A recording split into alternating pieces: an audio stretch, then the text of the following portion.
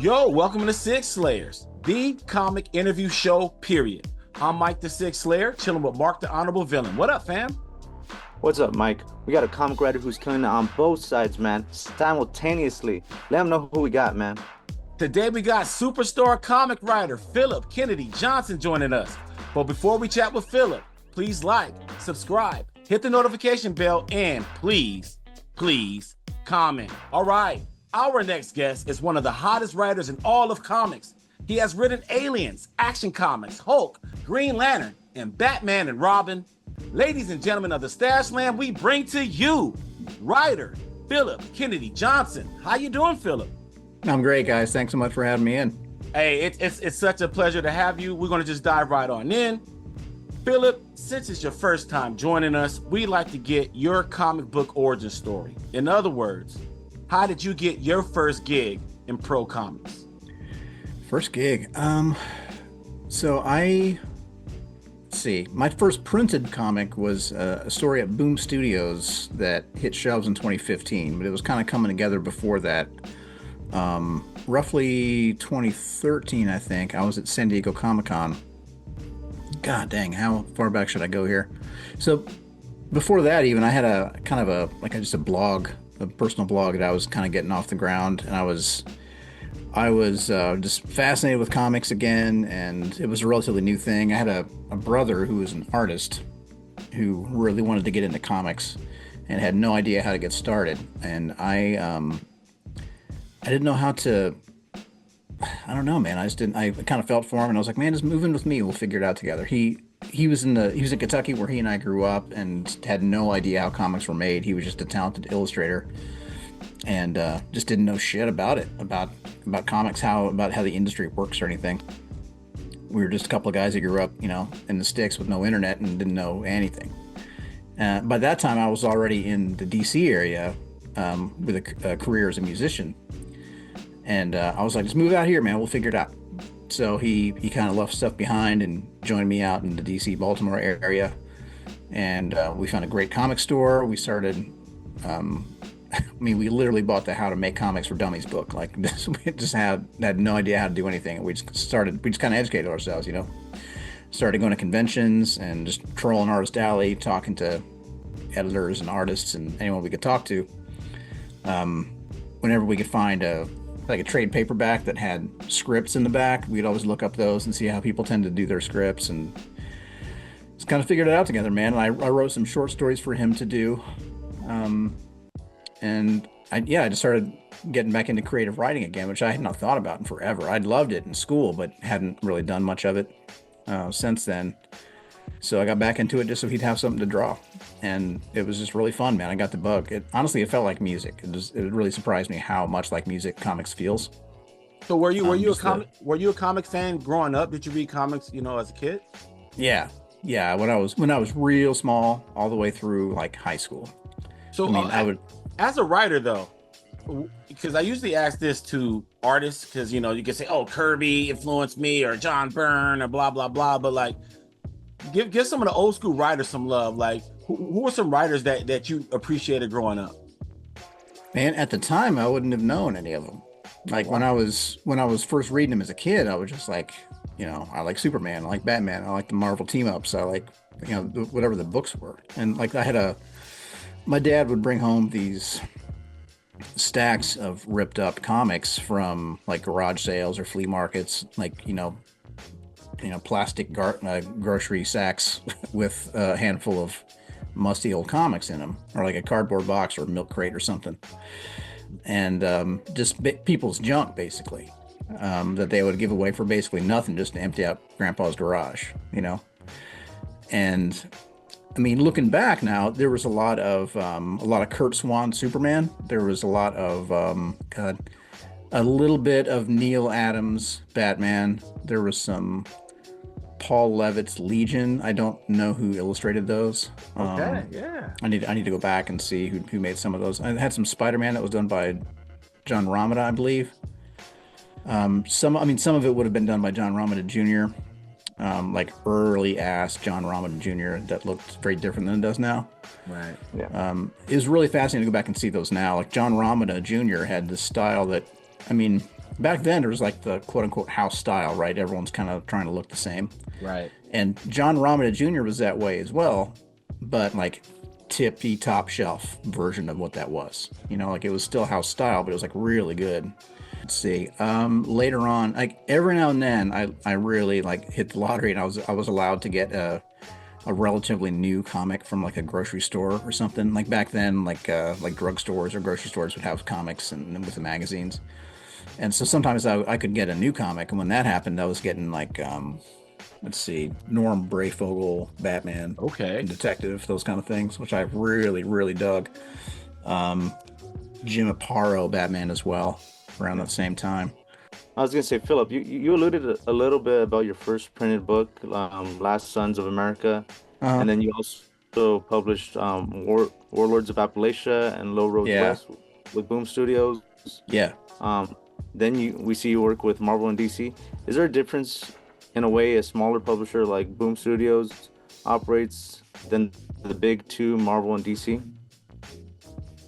I mean, yeah, it's real different. It's yeah, I guess I didn't. I guess I kind of got off track from my origin story. So that's how I did, you know, discover comics that way, and then I got back into comics as an adult, and you know, as I was kind of educating myself on how far how far the art form had come since I was a kid, and kind of fell in love with comics again, and then ended up making my first published book.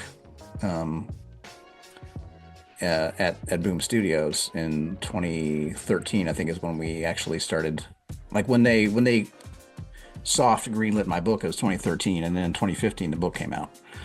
So I did, as you say, I did Last Sons of America and Warlords of Appalachia at Boom, and those are creator owned. So for those who don't know online, so creator owned is when the IP belongs to the creators, to the writer and artist, and it's, I mean, there are very similar elements. Like there's still editors kind of helping you through the process. There are still, you know, deadlines. There's still a relationship with the artist that is super important. I mean, those parts are still basically the same, honestly. The vibe of each publishing house is very different, I guess. Okay. Let's see. Boom Studios, there's a unique thing about how it works there, where all the conversations between the writer and the artist kind of goes through the editor. Like the editor is very protective of the conversations that happen creatively and everything. Like the editors are very much in the mix.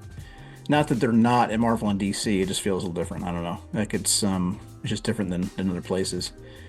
DC, it's been really interesting to see the difference between DC and Marvel. I mean, all the characters of both are so epic and have been around so long. When you're doing a book at DC, I think of everything kind of in musicians' terms still, because I had this whole career as a musician, and no, I mean I'm still a musician now, but like that's kind of the lens through which I see creative stuff. And when you're making a book at DC, it feels like you are in this centuries-old orchestral hall, and they are helping you shepherd. They're like the editors and the publishers and the creators. You're all helping each other, like shepherd this beloved, protected project. It's like you're creating Beethoven, like you're recreating Beethoven, like you're performing this work that's been around for centuries, and it is a treasure, and everyone knows that. And there's this very honored, mythical kind of feel to it. So it's like playing in Severance Hall or something. Like it's just this big thing, or like Chicago Symphony Hall. Yeah. And then at Marvel, it's not like that at all. Like Marvel feels like you're in this amazing punk rock venue, and there's like a battle of the bands venue happening, and you got to get your shit off stage in like 30 minutes because the next guy's coming on stage, and it's like go go go. Like there's this really high energy, kind of frenetic vibe to it that is actually really cool. And they're both beautiful and fun and cool, and I love it at both. I really do. It's hard to compare, but that's how it feels. Like Marvel feels like a battle of the bands, and not in a fuck you kind of way, but more just a high energy kind of way, where it's, you know, you got to get on stage, like here's your amp, give me your cables, go go go. Like the singer's already out there, just take your shit, go, and then you're and then and then your set's over. Okay, give me the thing. Get out. Next guy's up. That's how it feels. DC and Marvel feels like the centuries-old orchestra versus the like the punk rock venue that's been there for. I love that comparison, man. I follow that completely. Speaking of the big two, you are a part of a select few comic creators that have concurrent titles for both DC and Marvel. We want to know, how does that work? That's like, making a burger at McDonald's while coming up with a new chicken recipe at KFC. In other words, you're cooking. How you doing it though? I mean, I don't know, man. This is how I want to do it. I know a lot of my friends are doing exclusives, and I've been part of some of those conversations too, and I just don't want to, man. I really like doing both. I really do. There are characters that I still want to do on both sides of the fence, and they're okay with it. So any writer can say, "Hey, I want to write for Marvel at the same time as DC." That the publishers are cool with that. I didn't know that. It's not. I know that sometimes I know there are fans that very much have their team, and they're like, I'm a DC guy down to the ground, or like Marvel all the way, or whatever. And that's cool, man. Everyone's allowed to like whatever they want, but as far as the publishers, there's some good-natured, like, rivalry in there. And there are, I know, it's funny. Like, I know one editor in particular at Marvel that's like just all in on Marvel and is always throwing shade at DC. But it's even with them, it's still kind of it's a good-natured thing. But if you actually are, when you get down to the nitty-gritty of the conversations, it really does turn out that rising tides really do lift all ships as far as the industry. And like the Marvel Summit was just a few weeks ago, and I was in the room for that, and they were talking about how the Absolute line at DC was helping sales across the board, and they like that. Obviously, like, everyone wants to make money, and the Absolute stuff that's happening. And Scott is just a hype machine. That dude has been pushing so hard to get these books out there, make them a big deal, and it's having a positive benefit on other publishers as well. So that's not something that Marvel's mad about. They want that, and the same thing the other way. Scott used to talk the same way when Scott was. For a while, Scott was not out at DC, but he was doing mostly his own stuff. But before all that, when he was still doing the big events and things, he would talk very, very highly of Marvel and talk about how everyone wants the other side to succeed and all that. And it really is that way. Like, when you all the little jokes and quips aside, people on both sides want both to do well, because everyone benefits when that happens. Like, when some really awesome thing hits the shelves, fans get out there to support that book, and then it gives them a chance to bite at other apples too. Right. Okay. So shifting gears to Batman and Robin, you I think followed up Joshua Williamson's run, and so I just want to ask you. I just want to ask you in general, what separates the Batman and Robin title from the other Batman titles? Like, obviously it's Batman and Robin, but like, what's the scope? Like, in your mind, what's the scope? What's the range of the Batman and Robin title? So when I came onto that book, they asked me to do it, and there was kind of a vibe at that time that the Batman and Robin book was kind of not the kids book. That's not accurate, but it was kind of a high energy kind of romp. It was more a more youthful kind of title than you were seeing from Batman and Detective. At the time, I posted a picture at the time. Forgive me for getting a little off track here, but I was around that same time was San Diego Comic-Con, and I was hanging out. Rom V is a good friend of mine. Mm-hmm. Yeah, and I was hanging out with Rom at San Diego, and I think I posted a selfie of us at the bar or something, and somebody posted like how the conversation was going, like they wrote conversation for us, and said, PKJ, like the Warworld Saga is a celebration of everything Superman, and it's like there's a great, high energy space epic, Spartacus in space, blah blah blah. Rom V, the Batman has been hanged. It was really funny, like kind of funny takedown of the stuff that we're doing in our books. How Rom's take on Detective was so beautiful, but also like in a very bleak, serious kind of way, Right. Batman at the time would have been, who was that? I'm not sure if that might have already been Chip, or let's see, who was before Chip on that book? James Tynion. Maybe it might have been James. I think It was Tynion, and then Joshua Williamson, then Chip. Okay. Yeah, so I think around the time it would have been Chip. Yeah. So anyway, so the Batman Robin book was kind of like the youthful book. And when they talked to me about doing this book, I have to go in there on the assumption that this could be the only Batman book I ever do. I mean, if I get to do other books, great. I'm not going to say no to Batman ever. Superman and Batman were always my heroes growing up, and I will happily write them both forever. But I did tell the editor, I was like, I don't really intend to do this as like a fun kids adventure. Like there's a story that I have in my mind that's much darker. It's more of a Gotham by Gaslight, Long Halloween, The Doom That Came to Gotham by Mignola, those kind of things. Like it's a story about like this thing that's been haunting Batman since he went on his walkabout as a teenager. Like there's this kind of like a true detective kind of story where you see modern day, you see years ago, so that we see Robin and Batman at basically the same age. Okay. And there's this thing that has been that Batman faced in London many years ago that now he's facing again as an adult. Now his son is that age, and it's this thing: is there this spirit? Is there this demon thing like haunting the Waynes?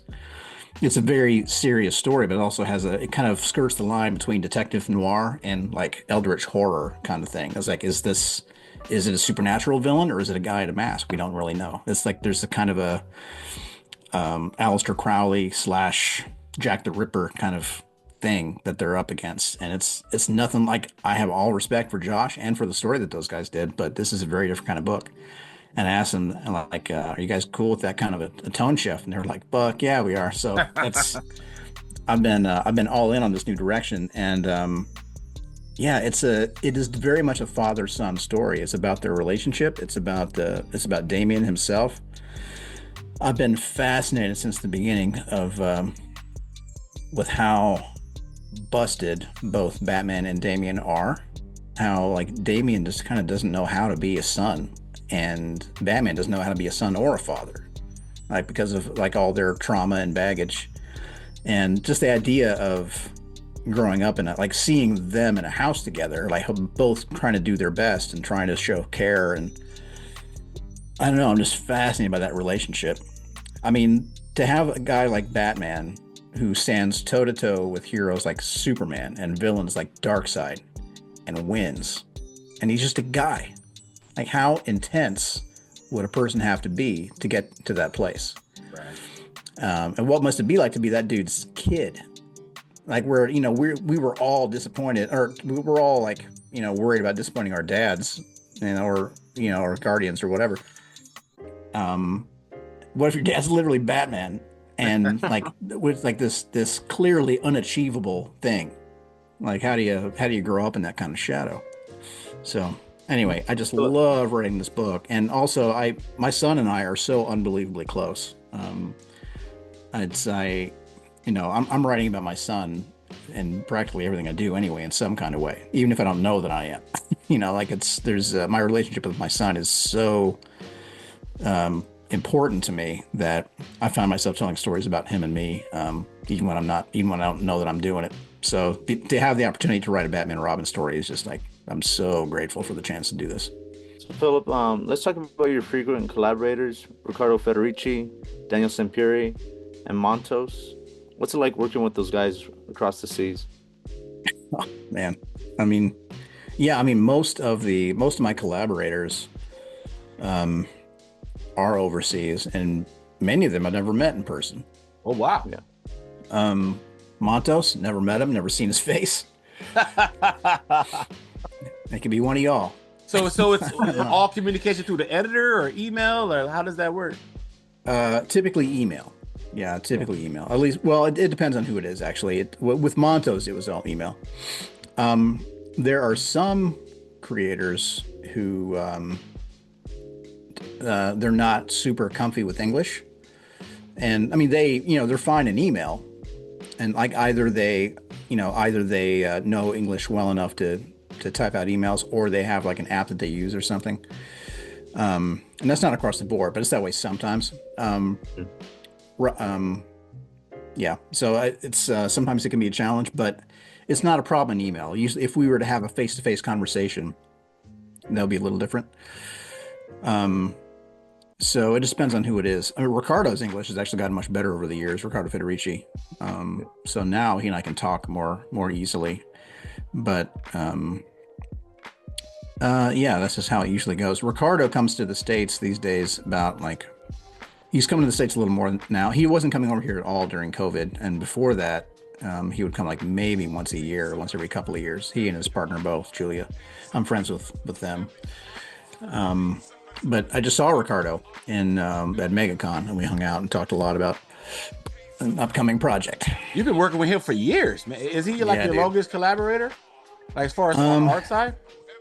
Well, he and I are not actively working on a thing right now. I mean, But I'm saying as far as like working with him frequently throughout the years. Your go-to guy?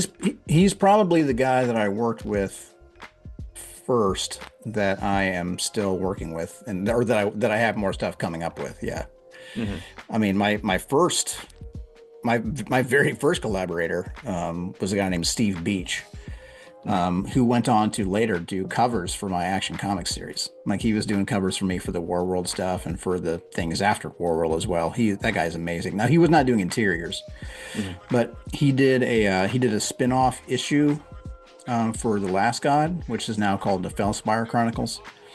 He did a one-off issue that spun out of that series with Dan Waters. But he and I did a webcomic together years ago, and that was the first book he ever did, and honestly the first book either one of us did. Oh. Even before Last Sons of America, I was working on this book called, it was called The Lost Boys of the U-Boat Bremen, and it was this black and white period horror thing. That's still on my website. If you go to phillipkennedyjohnson.com, you can still find the entire 110-page thing with black and white art by Steve Beach, and it is fucking amazing. Really? And that was his first book. So I got to ask a follow-up question about collaborators. Let's just stick with the DC side, because you've been a part of a lot of new titles recently for DC on the DC slate. How do you even get paired with the collaborators? Is that something that someone you suggest, or the editor just say, hey, you're working with this guy? It varies a lot. I mean, there's never, I shouldn't say never. There are times when they're like, how do you feel about this person? And very often there are conversations that happen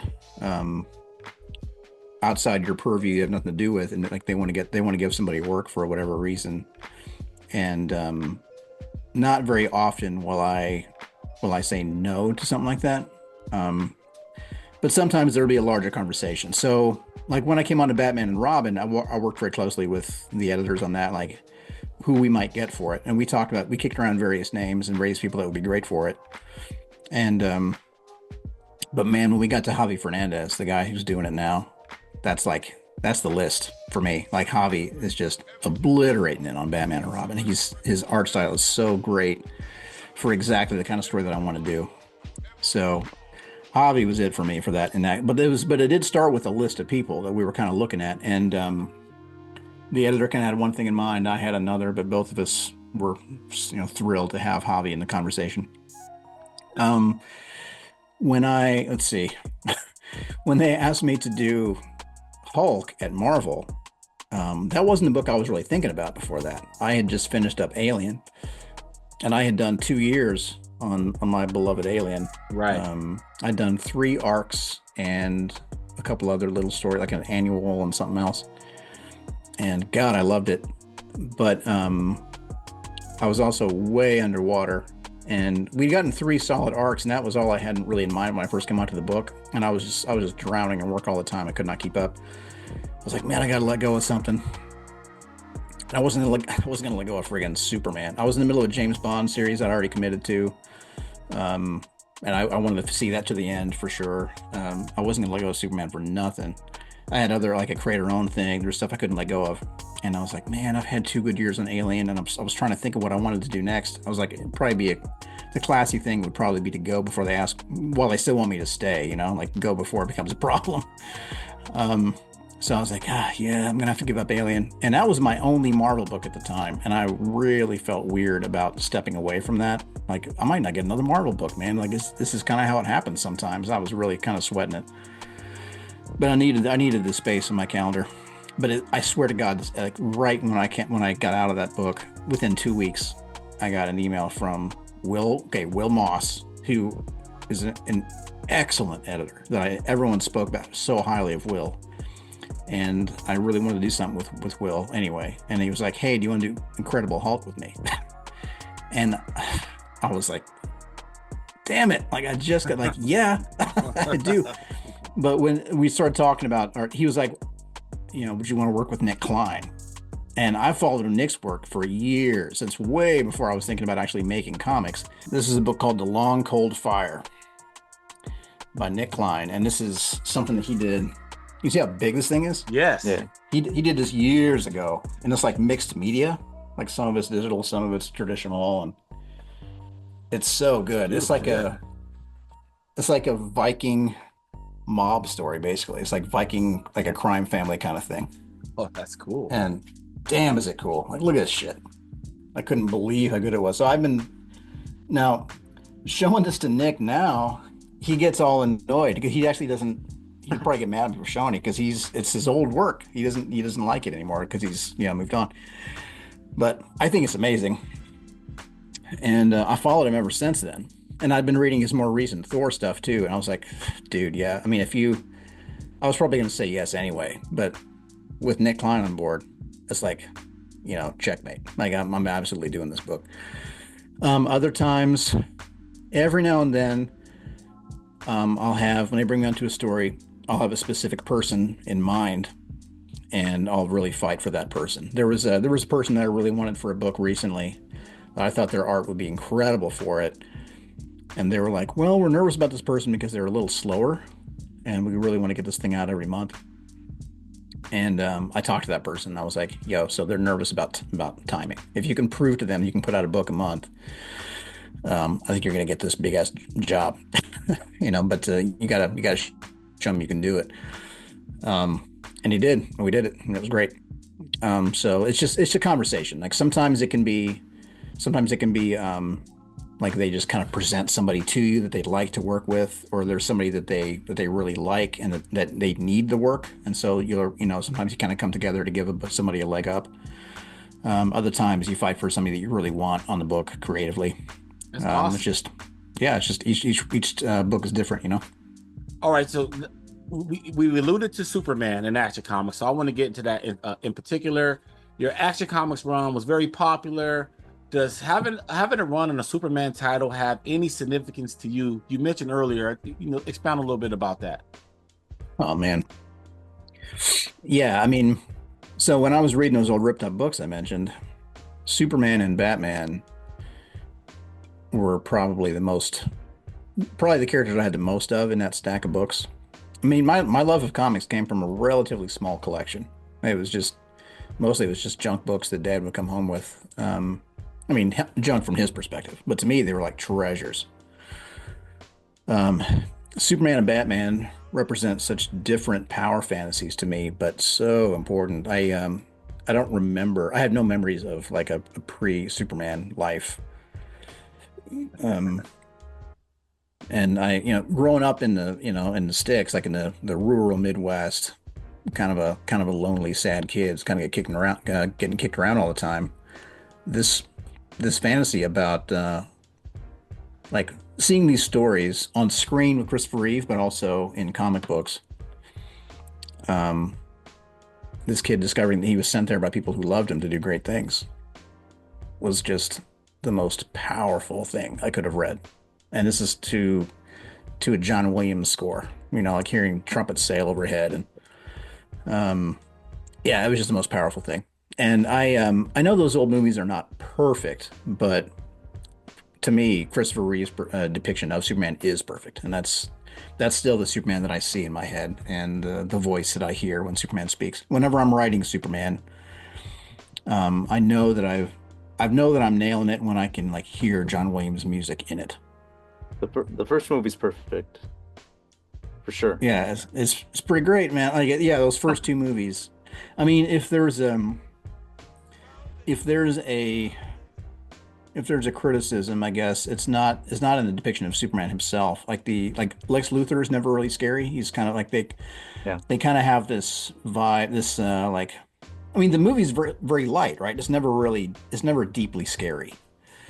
yeah, The whole movie just kind of feels good, you know. It's just the whole thing feels good. It's in my comic stories, the villains are scarier. Like the threats are much larger.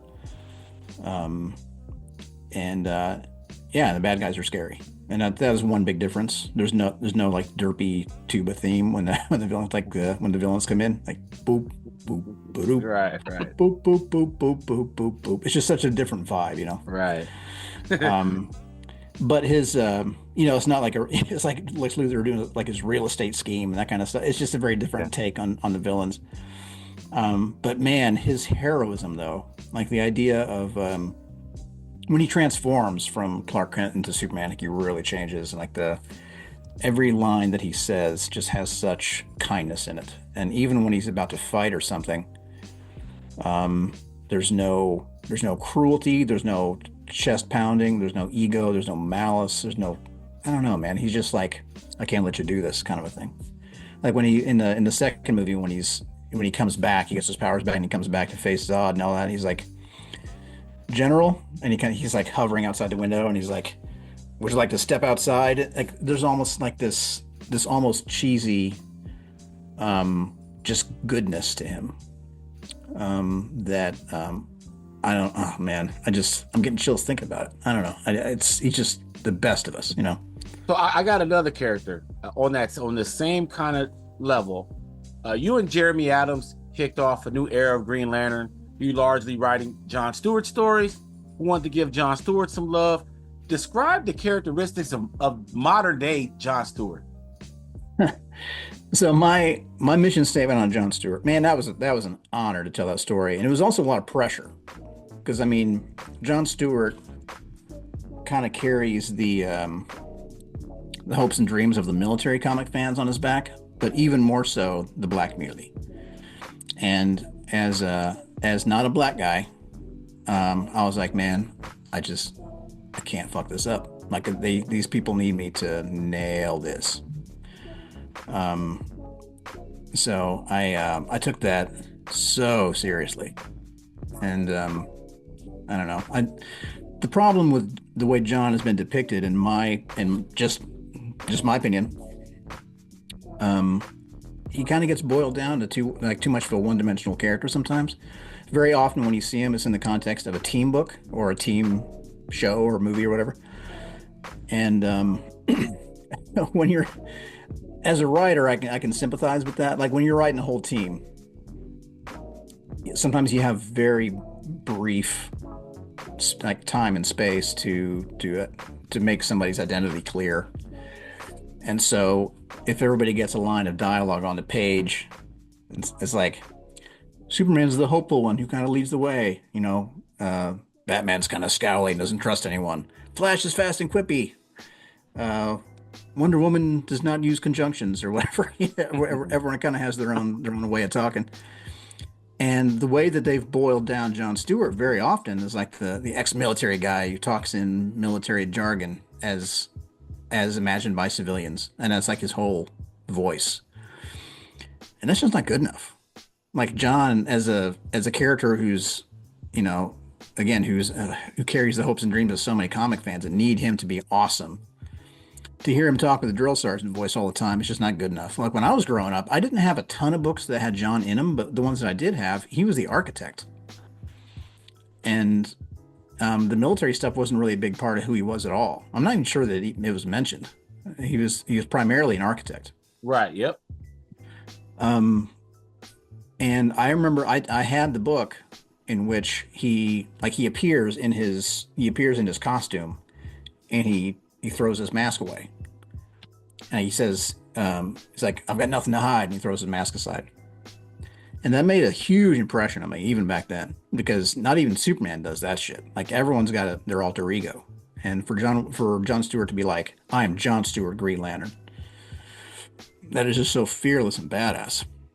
So I love that part of his character. To me, if that's like if the mission statement of Superman is truth and justice, or actually, excuse me, it's champion of the oppressed.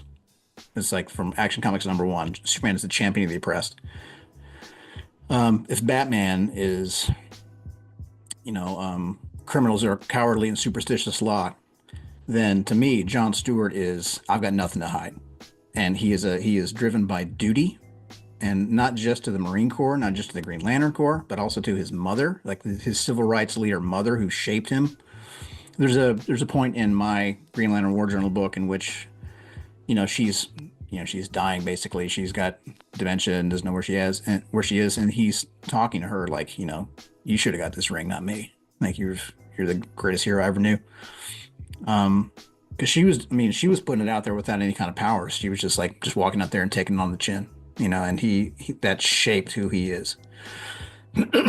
So my mission statement on this book was to make John really complicated again. Like make him much more well-rounded. I tried to show everything that John is in the book. I want to see him as the Lantern Corps guy, sure, but also as the ex-Marine, also as the architect, also as the son of a civil rights leader mother, the big brother of a girl who died, a former Dark Star, somebody who likes to date alien women. I tried to put all that stuff in there, like I tried to make him more complicated and just show all the things that show who he is. So it was really important to me to get him right. I just could not have, I was just terrified of that thing that black readers who love John Stewart would be like, this guy doesn't get it. Like it's just this another guy doesn't get it. I could not let that happen. I wanted them to all see John Stewart and be like, John's awesome, like he should be. So you've worked with various movie IPs in comics, such as you said before, 007, Planet of the Apes, Aliens, King Kong. What kind of parameters do they give you when working on these properties? Well, they're all different. James Bond was an interesting problem because we were telling a story that was based on the novel license, the book license, not the films. So if there are any, we could not use any characters that appeared in the films. We couldn't make him look like any particular actor.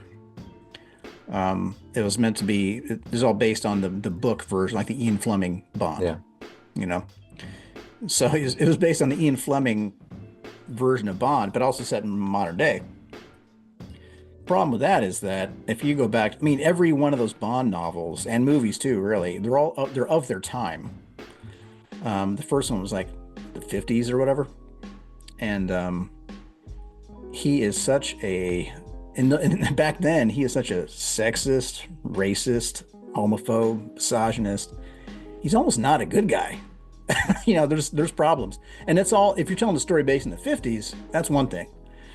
But they wanted it to be true to the character, but set in modern day. So you have to there's a lot of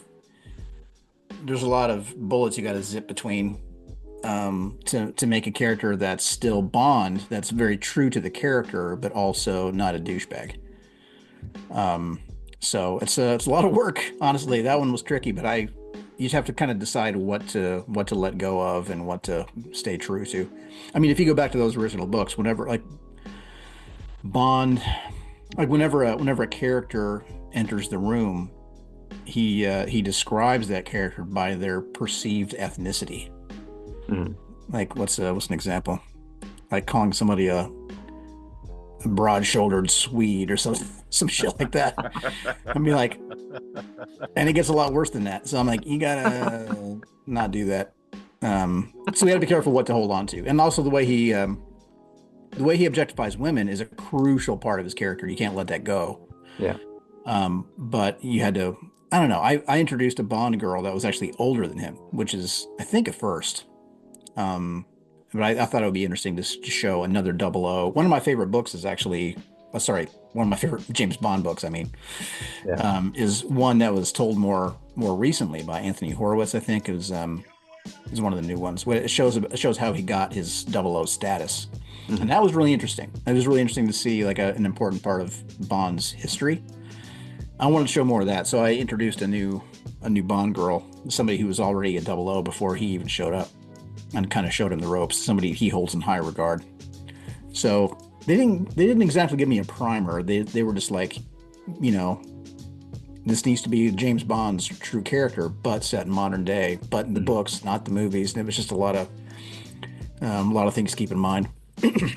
What about the Yeah. aliens? The aliens, because you did that for like 3 years, right? Is there any limitations? Oh yes, I when it, you know, it was weird when they first started. I was so excited to do that book, dude. Like when I found out that that was the one time I think ever in my life that I actually have gone to an editor like, give me this book, and I like never do that. Like usually they come to me with gigs. But that time I found out on the internet with everybody else.